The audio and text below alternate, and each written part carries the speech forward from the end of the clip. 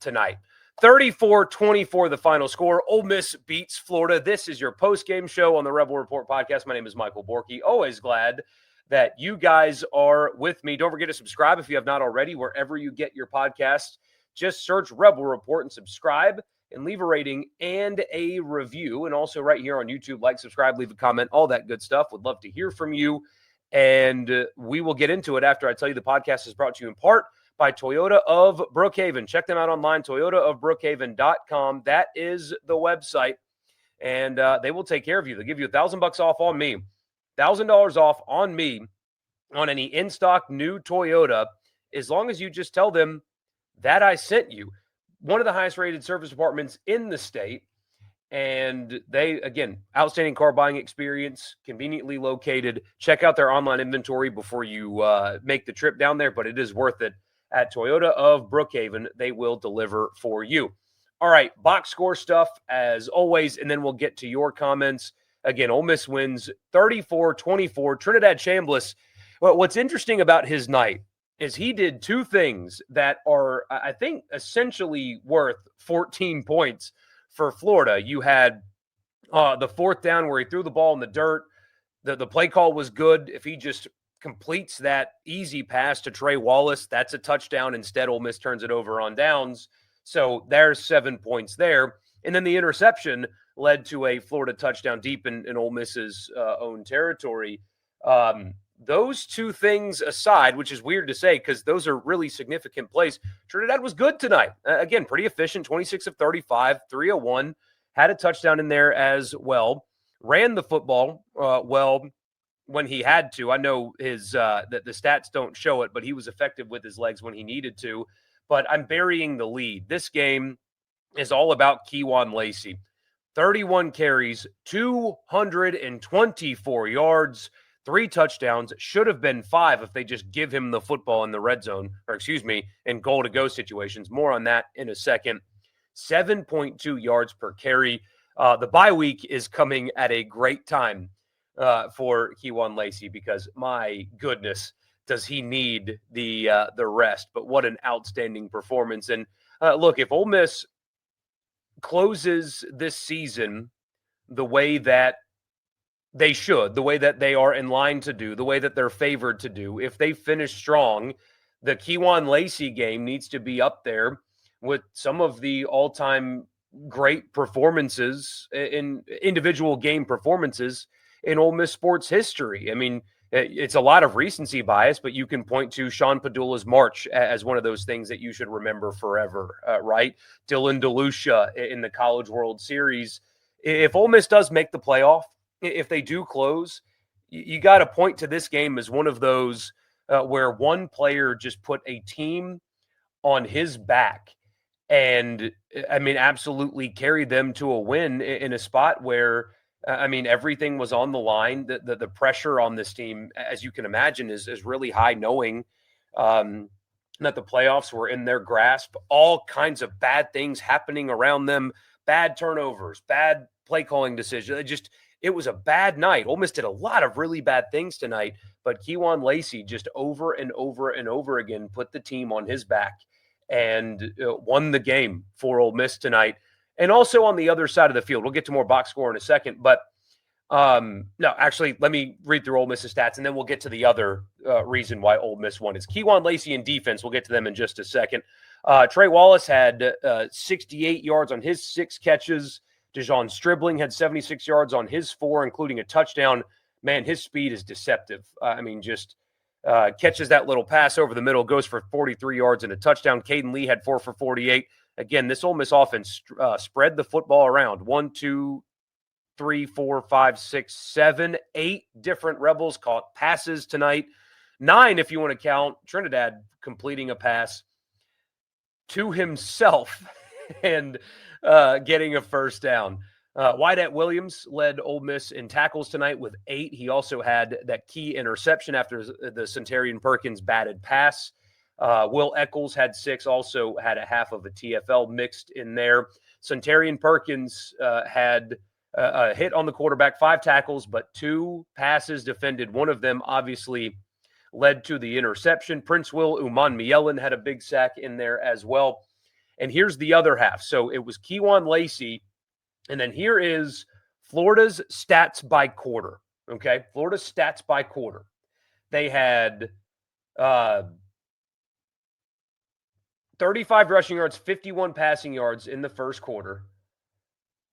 They had 33 rushing yards and 104 passing yards in the second quarter. So they had 86 yards in the first quarter, 137 yards in the second quarter. They averaged 6 yards per play in the first, 8 yards per play in the second. In the third quarter, 10 rushing yards, 41 passing yards, 0 for 2 on third down. In the second quarter, Florida was 3 for 3 on third down, 0 for 2 on third down in the third quarter. And in the fourth quarter, Florida had 30 rushing yards and 22 passing yards and 2.7 yards per play. And Ole Miss got 3 third down stops in the fourth quarter as well. Obviously, 0 points given up. Had an interception, multiple turnover on downs, zeros on the scoreboard. Defensively, they were awful in the first half. They gave up a couple of big plays. A lot of communication issues in there as well. There were times where you had Ole Miss defenders with their hands like this when the ball was snapped, and some miscommunication in the back end of the defense as well. And it looked like they were just totally out of sorts.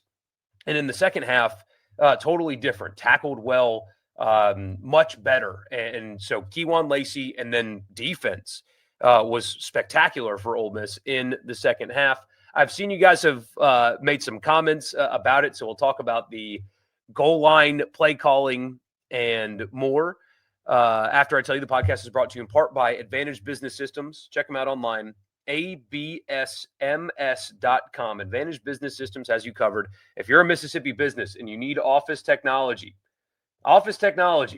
anywhere in Mississippi, in any kind of office tech, absms.com is the website. Tell them I sent you. You'll get an assessment on me.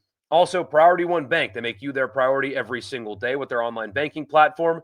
It's a one-stop shop. All you need is an internet connection, and you can do whatever it is that you need to do with your money.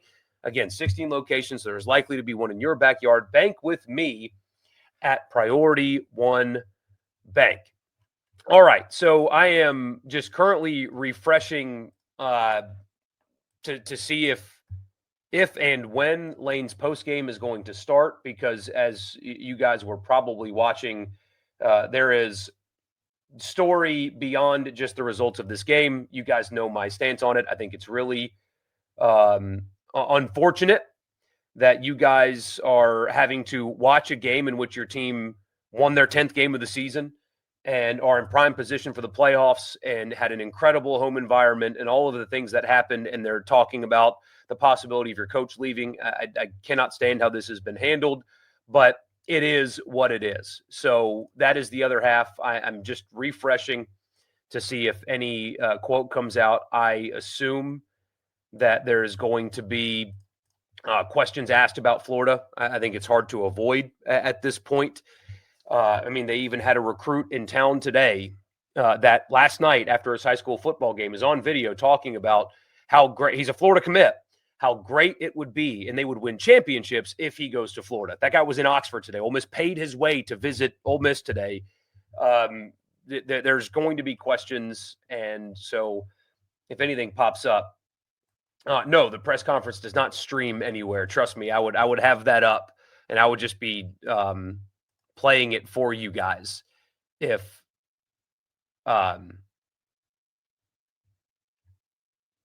it was. I would just be playing it for you right now.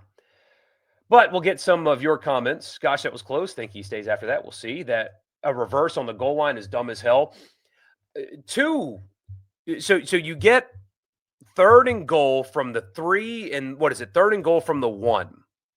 And both times you didn't get it on 3rd and you went for it on 4th. And both times Kewan Lacy didn't touch it on either one.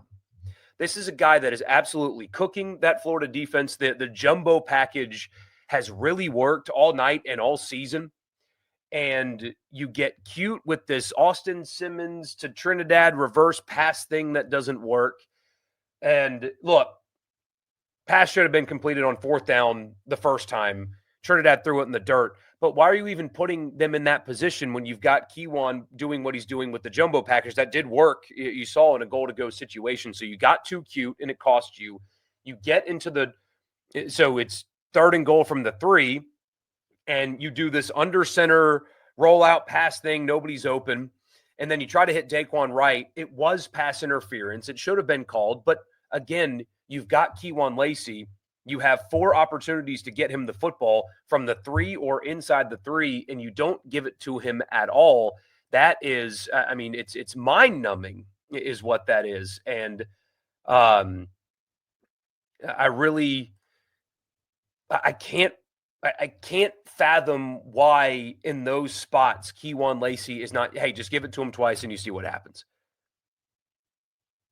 That's you give it to him twice, you see what happens. If you don't get it, that's fine. But I would much rather not get it on 4th down from the 1 or on 4th down from the 3 with that jumbo package, giving it to Kewan Lacy than doing this reverse thing or trying to throw that deep against a talented Florida defense, mind you. I don't understand it.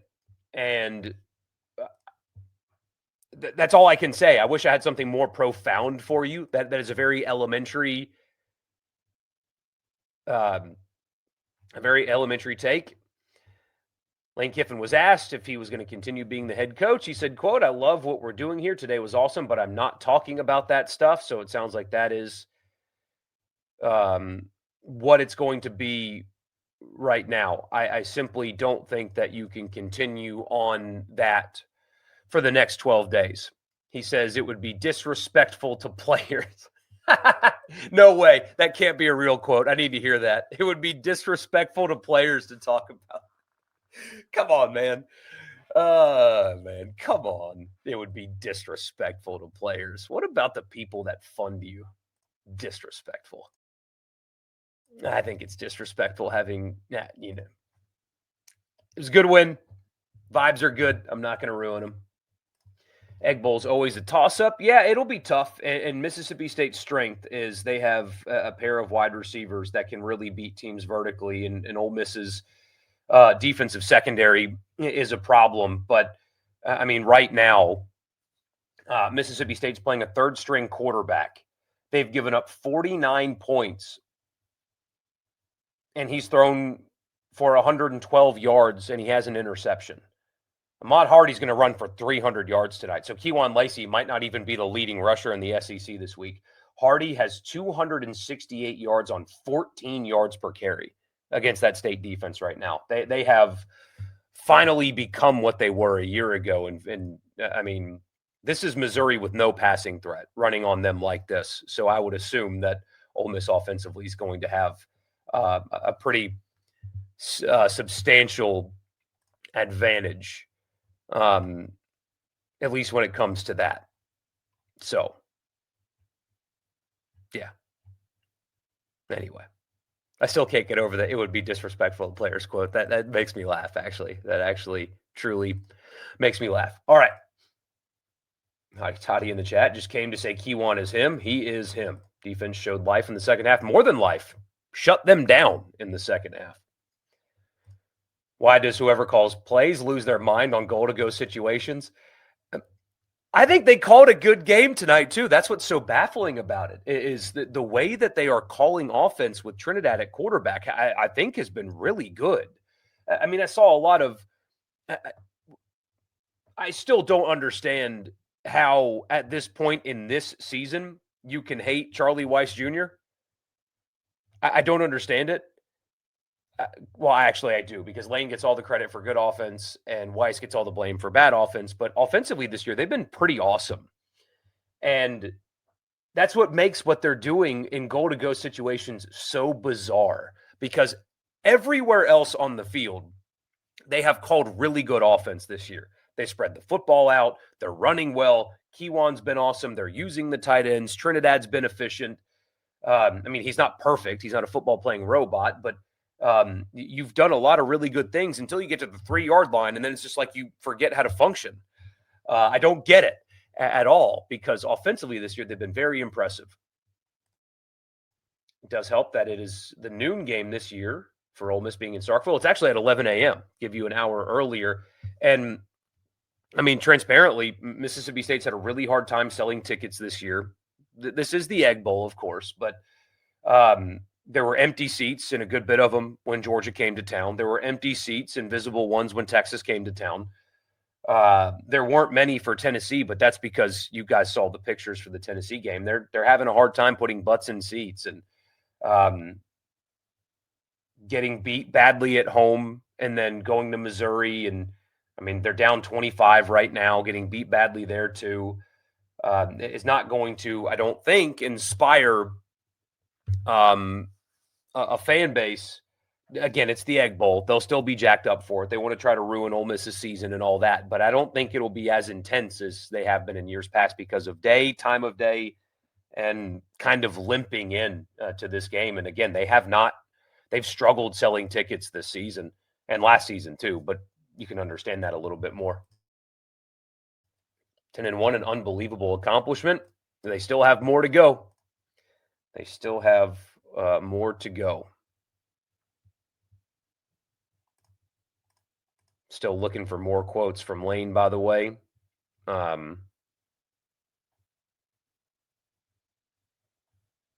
Again, I don't talk about that stuff, is what he said. It's his stock answer.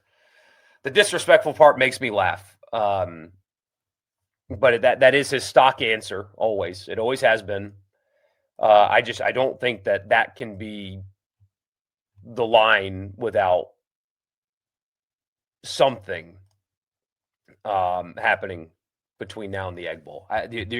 Something will happen between now and then. If you made me bet right now, I think you're going to know before that game kicks off on Black Friday. I really do. I think you will know one way or another. Belt to rear end, regardless. Anyone in the SEC is good enough. I mean, especially considering that, I mean, it wasn't perfect. They did a lot of poor things tonight.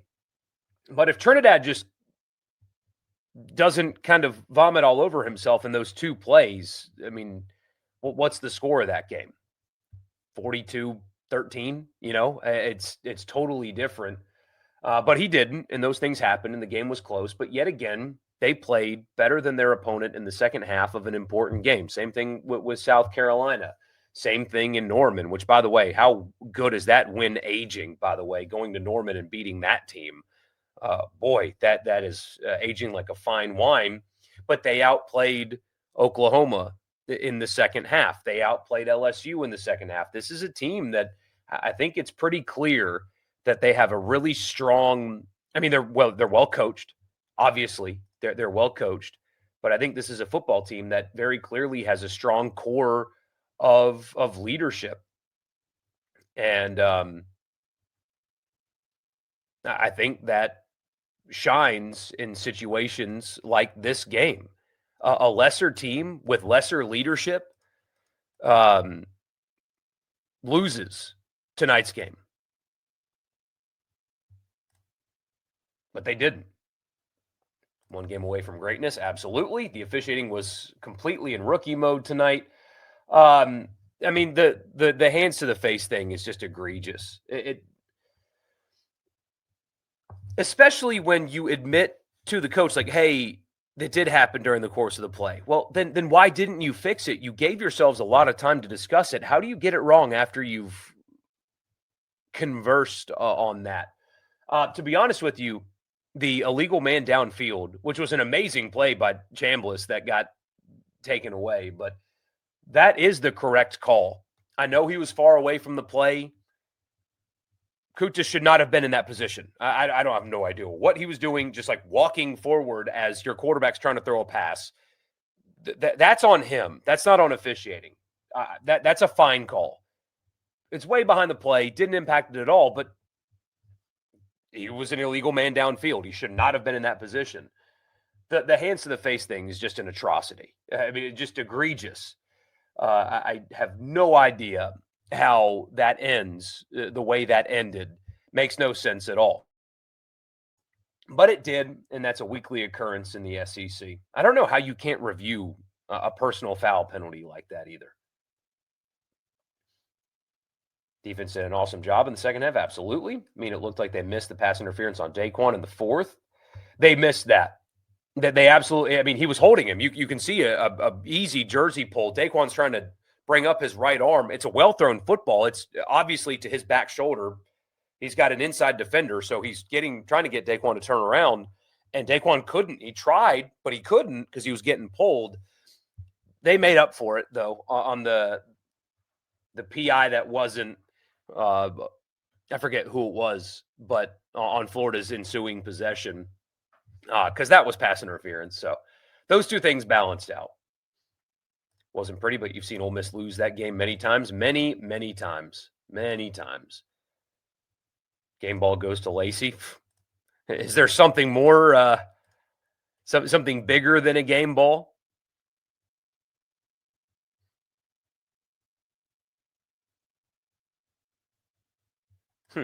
Lane Kiffin is getting pressed in this press conference. Apparently, he was asked how he kept his team focused on the game and what he had to say to fans wanting clarity. His response to the guy was, "I feel like you're a Florida guy." I would like to see more of that quote. When they post this thing, and they'll do it later, we'll have to go back and watch it to see kind of this the tone of this, because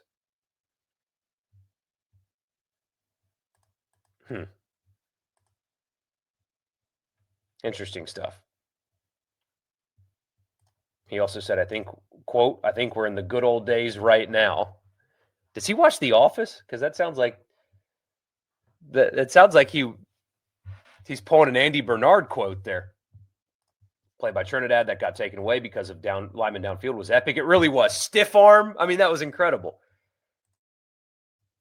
Love this team's resilience. Oklahoma had all the momentum. They held. Florida had momentum. They held. Special group. Absolutely. Need that second half defense all game long, not just second halves. At least they got it. What do I think about Theo saying Lane isn't going anywhere? I would not. Here's the thing about that. No, I'm sorry. Allergies are killing me. We got a lot of text into the radio show Friday with Ross Dellinger's article and was like, see, he's not going anywhere. I'm sorry. Until it's actually formally announced, trying to read into social media posts or quotes in articles or what a comedian says, I think you're going to drive yourself mad. This very easily could end. He's choosing not to end it for whatever reason, but this could end. Right now, it could end. Ole Miss today would make him the highest paid coach in college football. And then Kirby would get a bump to pass him and stuff. But right now, that's what it would be. I mean, Elko signed his extension with A&M today. Is that disrespectful to players? No. Obviously, Signetti did it. Rhett Lashley did it, and so on and so forth. You can put this to bed. He's choosing not to, and as long as you keep winning, it doesn't matter. But I would advise against trying to read into quotes or anything and trying to make them more that they are. It's very easy to make this definitive, and right now he is choosing not to. All right, I'm going to listen to this quote, actually. I'll go ahead and play it for you guys, too. Forgive me if there's bad language in it. The Ole Miss Spirit is who posted this on Twitter, but I just kind of want to listen to it. I think this will be full context on the quote, so here it is. You'll hear it, too. Oh, he said, I feel like you're a Florida guy. I don't think we were distracted. 538 yards today on offense seems pretty focused. But we've been dealing with what people would say been a distraction for weeks now. We've had Oklahoma, it's a pretty good team. So I think it's different nowadays. I told you, I think kids think differently.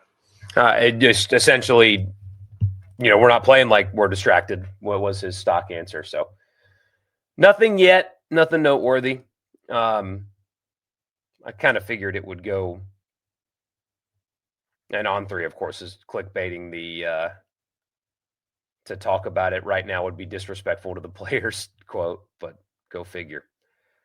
So I guess that's it for Lane. Nothing there. God bless that last touchdown and buying 1.5 a point. My lock of the week on the radio show missed by a point. That sucked. This game should not have been this close. The Florida Gators had potential, and with a good coach, they could have been something. They could have. I was just texting your son the same thing. Lacy earned the bye week. He certainly did. A lot of comments. If I'm skipping them, it's just to avoid being repetitive. I really appreciate each and every single one of you guys for being here, no doubt. Lacy for Heisman, who's more important to their team. Unfortunately, he won't. Trinidad is the more nationally recognized player from Ole Miss, and he did throw for 300 yards today, too. So if anybody sneaks their way into an invite to the ceremony, it's going to be him. But he played like one tonight.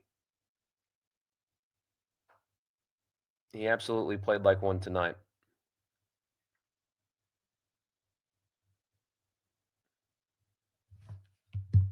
Loved watching Kiffin hand Lacy his belt. That was pretty funny. How far does Ole Miss move up with Alabama dropping? One spot.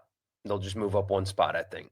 Texas Tech was impressive today as well. And remember, Florida was 3-6. So say Florida played their best game of the year. That or Georgia. Or when they beat the hell out of Texas. Remember, that did happen. Lane seemed disinterested in this game. I don't know what game you were watching. Of all the things that I don't like that he has done handling all of this, and there's a lot that I don't like, I think it is seeking to see something that's not really there. If you are watching the way he has coached all season, especially tonight, and thinking that he was disengaged mentally from the result, there's no way you can watch the way he coached the game and think, he doesn't really care about the outcome. Georgia beating Texas, probably not much movement in the polls. Yeah, just one spot. And a terrific spot to host the Group of 5 team in Oxford with Bama losing. Absolutely. I know this sounds dumb. I would rather the playoff game be in Oxford than you get a bye and have to play it in the Orange Bowl or whatever. I really think that I think that Ole Miss and the fans in particular deserve a home playoff game. I think you guys deserve to feel what that will feel like. I know it's not the same. It's apples to oranges. But you guys know I grew up going to Furman games. Furman football is my first love. Those playoff games are like core memories to me. I will never forget them. I mean, that poster right up there is from when they beat Western Kentucky in the playoffs in 2001. And I'll never forget that game. I was with my dad, obviously. We stormed the field after the game. It was amazing. And that's Furman. That's 10,000 people. If they can pull it off, if they win the Egg Bowl and host that playoff game, that will be a feeling that you guys have never felt before as a sports fan.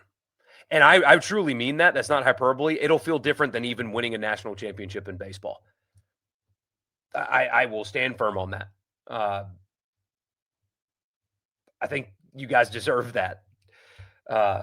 Unfortunately for that one, I'd probably end up sitting up in the press box and not amongst you guys, which is a so much more enjoyable place to watch a football game, by the way, is amongst the fans and not in a press box. I hate press boxes. I don't sit in them.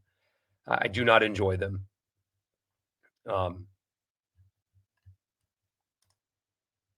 So anyway. Glad Lane got after the refs will likely result in a fine, but it's probably the only public accountability they will receive. Yeah, I mean, he even dropped an F-bomb on the radio broadcast, but they deserve that. And hell, you're about to make $13 million a year. What's a $25,000 fine anyway? But he was exactly right. And somebody had to say it. And so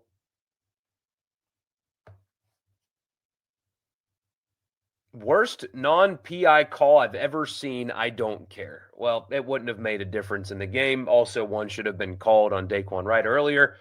And also, Mr. Florida fan, look at the Saints-Rams NFC Championship game. If you have not seen that, that is the worst no PI call that you have ever seen.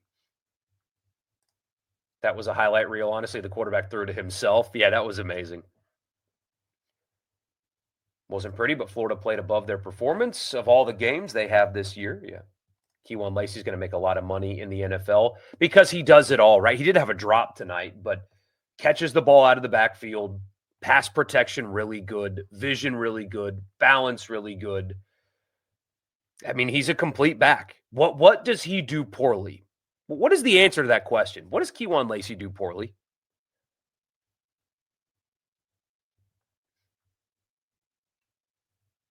So many comments about Kewan Lacy, and he deserves each and every one of them. Set attendance record tonight. I figured that was coming, 68,000. That stadium should not hold 68,000, but they squeezed him in there for sure. I am very against stadium expansion because I don't think it's necessary, but if they actually do, which I guess there's rumors that they are going to announce some kind of stadium project soon, getting up to 70 wouldn't be the worst thing. It would be tough to do that every game, but 68,000 is really impressive. Don't think it was Ole Miss playing bad. Think Florida just played well. Yeah, but Ole Miss did a lot to keep them in the game too, though. As a team that follows analytics, can we review the 2 quarterback on the field at one time success rate? It's like, I mean, it's 0%, right? Just going to go ahead and continue to get these Florida people out of here. Think the goal line stuff with Simmons is unfair to him. I'm really high on the future with Simmons, and we're setting him up to fail with the short yardage stuff. Yeah, I don't like it either. I mean, nothing about it really makes sense to me. Early Egg Bowl prediction. I think Mississippi State's going to score a lot in that game, and I think Ole Miss is going to score more. I mean, I wouldn't be surprised if it looks something like what you're seeing in Columbia right now, 49-27, maybe 49-35, 49-38, something like that. I think Mississippi State's going to score because the Ole Miss secondary is suspect. And Levy has done a good job this year of scheming open receivers. But, I mean, tonight they have only thrown for 4 yards per pass attempt. So it's not particularly great either. But they do have a pair of really good receivers, very susceptible on the ground. Have had some key injuries as well. So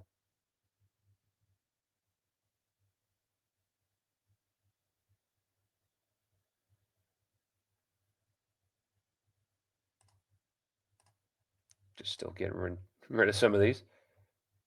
You just have to give him the ball and quit overthinking things. Sometimes keep it simple. That's my stance on this.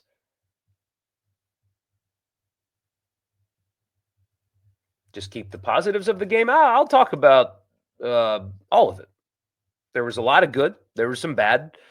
But they have put themselves on the precipice of program history. But it was ugly.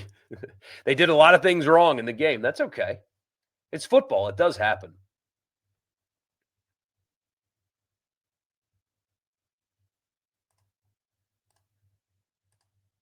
Pete Golding made some great adjustments. The defense stepped it up big time when it mattered. I do think they allowed Lagway to get comfortable early. It looks he wasn't under much pressure early in the game. And that changed in the second half. Don't understand why after Chambliss hit that big run on 1st and 25, then you come right back and run him up the middle again. Yeah.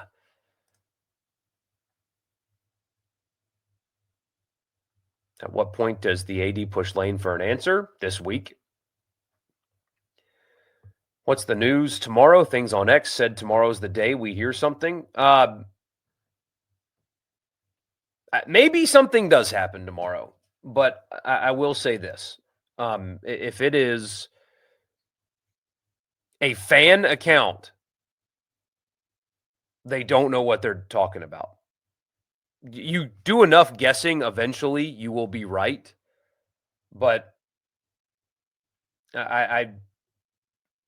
there are people that do media that I know that you trust. If it's not coming from them, or it's not coming from a place where they're like, hey, you should listen to this reporter, there's probably nothing to it. Because again, you've got these fan accounts or whatever that spend all day just tweeting into the abyss and saying things just for the hell of it. And eventually, if you guess enough, you do guess right at some point, but that's all it is. It's not anonymous bro on Twitter does not have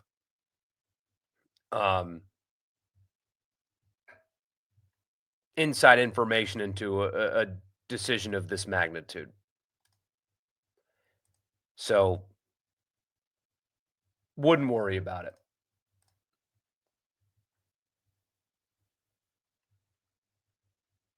How many yards will Lacy get against State? I would guess it's another 200-yard game. I mean, truly, I'm not even being sarcastic. I would guess that he has some kind of 200-yard game again, because Hardy just had 19 more yards. So he's up over 300 now. He's got 300 yards rushing tonight, Ahmad Hardy does, against Mississippi State. And that's, again, with a third-string quarterback that has 100 yards passing. He's completed 8 passes, and they're still able to run the ball like that. I think the deal is done, and Keith and Lane are stringing this along to hurt other teams. I do not think that is what's happening, but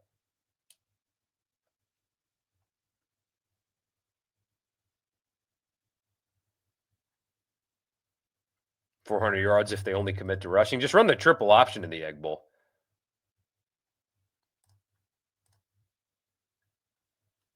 Don't listen to the trolls in the chat, guys. Just don't do it.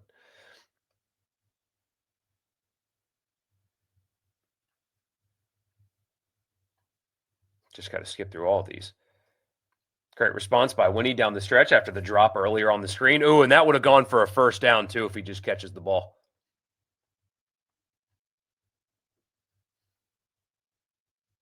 Do I think he stays? I don't know.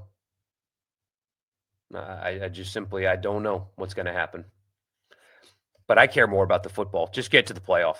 That is what I care about. I mean, full transparency, guys. That's what I care about. That's all that matters to me. I know I'm not supposed to say what matters to me. No, that's what matters to me. Make the playoff. I want to see Ole Miss play a college football playoff game in Vaught-Hemingway Stadium, or just play in a college football playoff game. That's what I want to see. That's what I care about.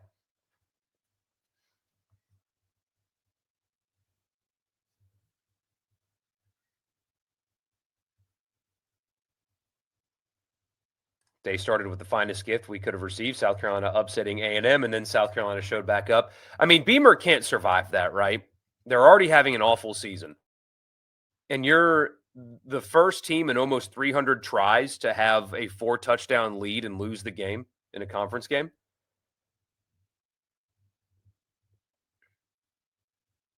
I'm not talking about replacements tonight. There's no reason to. Mario Taylor's going to destroy Ole Miss next week when they just send 3 every play. I mean, if Lebby plays him, but also a true freshman in his first start against the number 6 team in the country is just going to light the scoreboard on fire. Also, the game's not next week. I'll have to see that to believe that. What's the deal with State and Shapen and Taylor? Who should we expect to take the majority of the snaps? I mean, it would be Blake Shapen. Jeff Lebby has double and tripled down on his commitment to playing Blake Shapen, and Blake Shapen being the starting quarterback of his football team. The problem is they cannot protect him at all. And I mean, he threw 2 interceptions tonight. One was returned for a touchdown. I think one. No, I know one. Maybe there was another one too. I don't quite understand it myself. I mean, he is committed to Blake Shapen. He's pot committed to Blake Shapen. Taylor's really talented. He's wildly inconsistent throwing the football, though, but his legs are something that Shapen does not provide.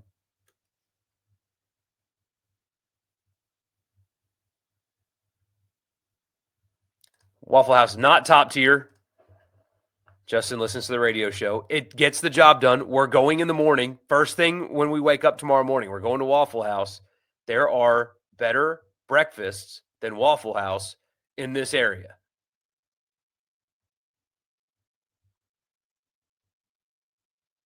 Been saying all season you'd rather have a home playoff game than the bye. Oh, man. No kidding.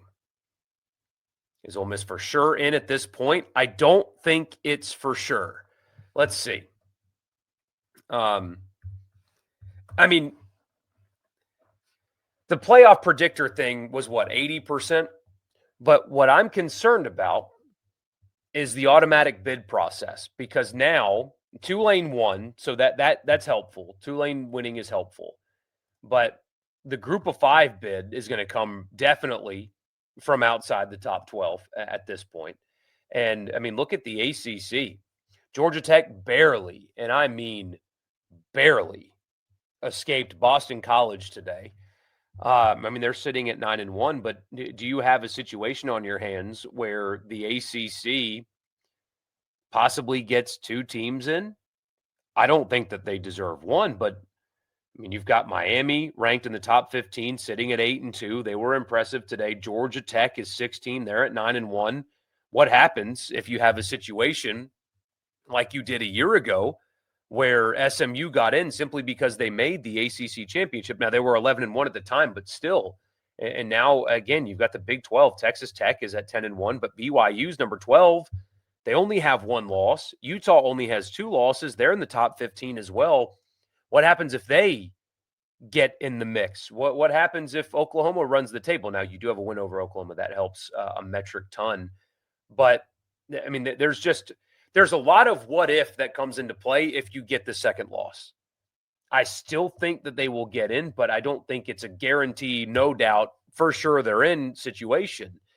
Quite frankly, I think that it's just better to win the Egg Bowl, obviously, but the playoff predictor being at 80% is probably right, but it's college football.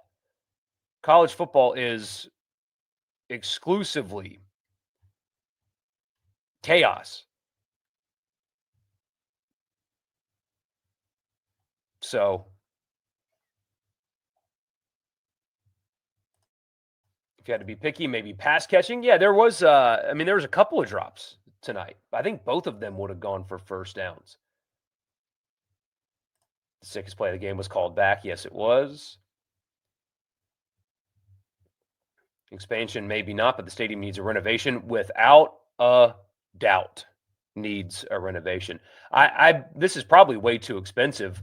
I would do like European soccer, like awning. Start at the south end zone on each side and tear down the press boxes and build like 2 like layers of club seating and press box and media and all that stuff all the way around with like an awning, like European soccer. I think that would be sick, but that's probably way too expensive.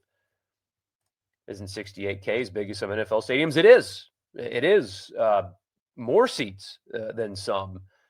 NFL stadiums they look bigger because they are bigger in a sense that the stadium, like there's just more depth to them because every seat is a chair back.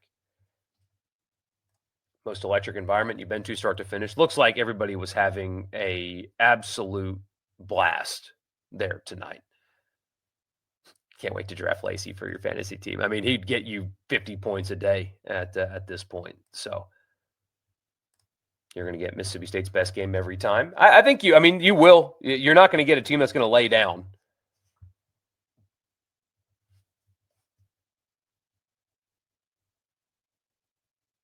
Just like they're having a bye week before the Egg Bowl. Every Ole Miss fan knows they're kind of rusty after a bye. They'll probably have to approach this one differently. And it'll also be a little bit easier to keep their attention for this game than it was Washington State, I believe. And Kewan needs, if nothing else, Kewan Lacy needs the rest. Thoughts on the "We Want Lane" chant from the student section? Guys, you already have him. What do you mean we want? He's your current coach. I mean, I get it, but come on. Egg Bowl's going to be tough. They better be ready to play. I think they will be. If the Ole Miss secondary is so bad, then why not scheme more blitzes to get more pressure on, therefore quicker decisions by the opposing quarterback? See, it's one of two things, right? If you do that, though, you expose your secondary even more if they're able to protect it. That did happen tonight, especially in the first half. Florida was able to exploit a couple of one-on-ones in part because Ole Miss had so many guys at the line of scrimmage. If you only rush 3 and drop more back in coverage, you can better protect your bad secondary. I mean, I'm not a coach, so I don't know if that makes sense or not, but that's just kind of how I see it. Georgia and Alabama have ugly wins. Georgia has an ugly win over Florida, and everyone says they overcome adversity. Ole Miss has an ugly win, and they're flawed. It's just college football. Well, here's the thing about me. I'm consistent, though, D. Is like when we're talking about this game, Ole Miss is flawed, but so is everybody else. Hell, Ohio State's even a little bit flawed, barely, but they are. No, Ole Miss is a flawed football team, but so are the rest of them. But we here talk specifically about Ole Miss. So I'm not breaking down the flaws of Georgia, but Ole Miss is an exceptionally good football team. It's college football. You're not going to get a perfect performance every week, and you're not going to have a team that is just perfect in every spot. No, just keep winning. And I mean, they were number 7 this week. They'll be 6 on Tuesday, and it's all taking care of itself right now.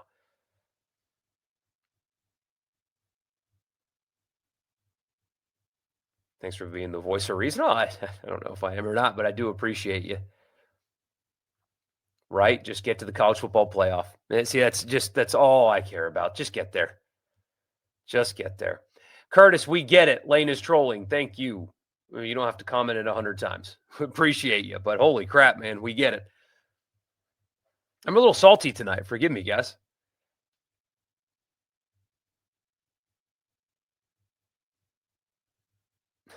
Did you know that Lane's visor was slightly to the right in comparison to normal? It's got to mean something. We are getting to that point, aren't we? What's the routing guide look like for next weekend? Ole Miss. That is the routing guide. Let's see, though. Let me get to next Saturday. Week 13. Gosh, we're already at week 13. No, I don't want to look at schedule. I want to look at scores. I don't know why ESPN lays out their thing like this. Probably USC over Oregon. Cincinnati over BYU. Kansas State over Utah. Virginia Tech over Miami.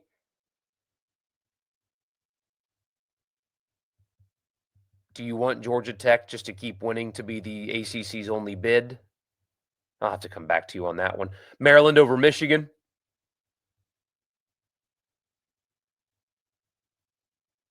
Oklahoma over Missouri, or do you want Oklahoma out of there? I think you want that win to look as good as possible, right? I think so. I'll have to think on that too. Syracuse over Notre Dame. That's not going to happen, but Syracuse over Notre Dame. Kentucky over Vanderbilt. You have not beaten them. They have 2 losses. Go ahead and knock them out of there as well.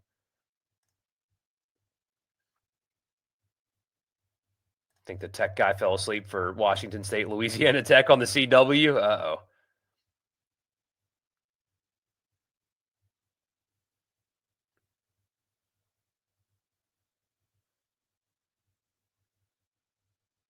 How many Ole Miss fans make the trip to Starkville, if you had to guess? I would think that would be the biggest Ole Miss contingent at the Egg Bowl, I mean, possibly ever. I think there's going to be a whole hell of a lot of you guys down there. Tickets are very cheap and very accessible right now. So what has to happen for Ole Miss to make the SEC championship? I think it's almost impossible. There's a matchup predictor thing online if you want to look into it, but I mean, Georgia has the head-to-head. Well,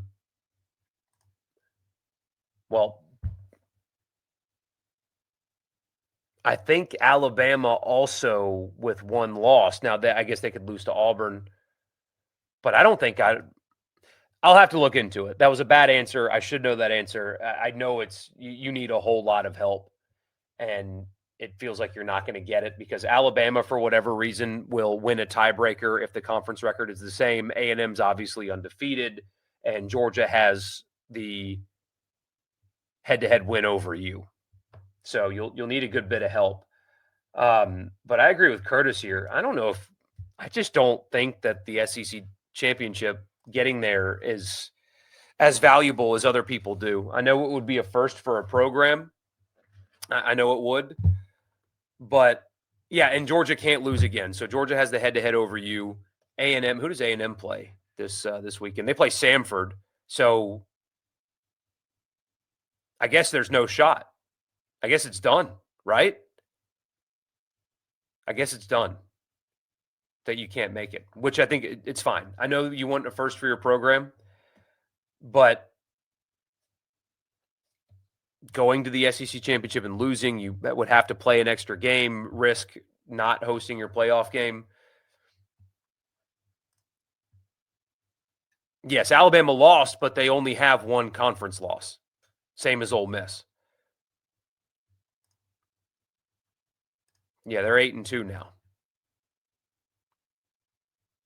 So, but I think it's done though, right? You can't pass Georgia and you can't pass A&M.